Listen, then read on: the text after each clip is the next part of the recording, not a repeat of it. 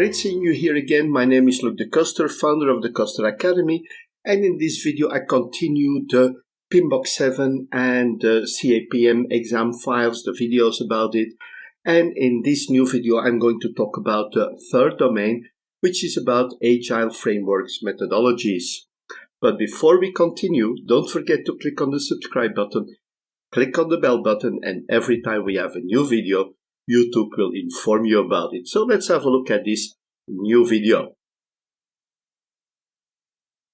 The third domain is about Agile frameworks and methodologies, and it takes 20% of the total content of the exam. And we see that this is more than the classical deterministic approaches to project management. So let's have a look. What are the different tasks in this third domain? Task 1 is about explaining when it is appropriate to use an adaptive approach. When will we use an adaptive approach? Let's have a look at that. First, we have to compare the pros and cons of adaptive and predictive plan-based projects. So we have to see what are the different elements. We have to see what are the advantages, what are the elements that are in fact telling us that this project may be a good candidate for an agile approach instead of a plan-based approach. The second thing we're going to do is that we have to identify the suitability of adaptive approaches for the organizational structure.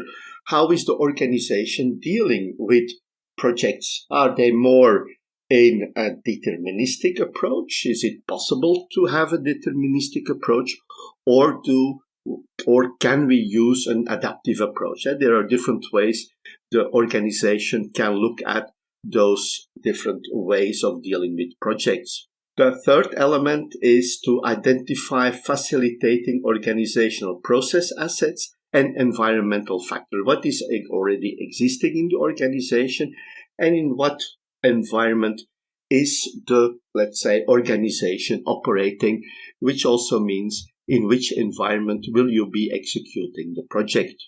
Task 2 is about determining the planning of project iterations. First of all, we have to distinguish the logical units of the iterations. The second thing, we have to interpret the pros and cons of the iteration. We have to translate the WBS to an adaptive iteration. We have to determine the inputs for scope. And finally, we have to explain the importance of adaptive project tracing versus predictive plan-based tracking. So these are the different elements that we have to consider when we are looking at the project iterations. Task 3 is about the documents to project controls for an adaptive project. How will we document that project?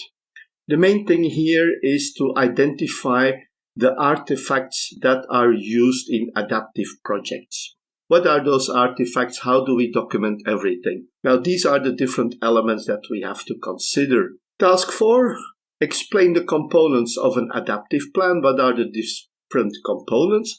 And we have to distinguish between the components of different adaptive environments. For example, Scrum, Extreme Programming or XP, Scaled Adaptive Framework, also called SAFe, Kanban, and so on. The final task in this domain is to determine how to prepare and execute task management steps. Here we have to interpret the success criteria of an adaptive project management task.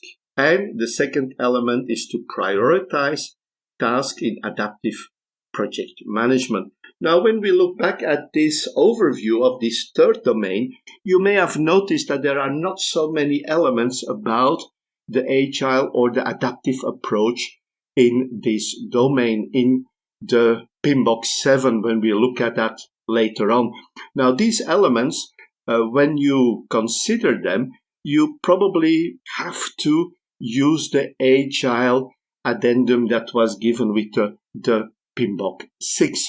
There you find a lot of information about Agile projects, about the artifacts, and all the different elements that you need to know to pass the questions related to the third domain. So that was it for the third domain. Let's continue with the fourth domain. But this is the end of this video.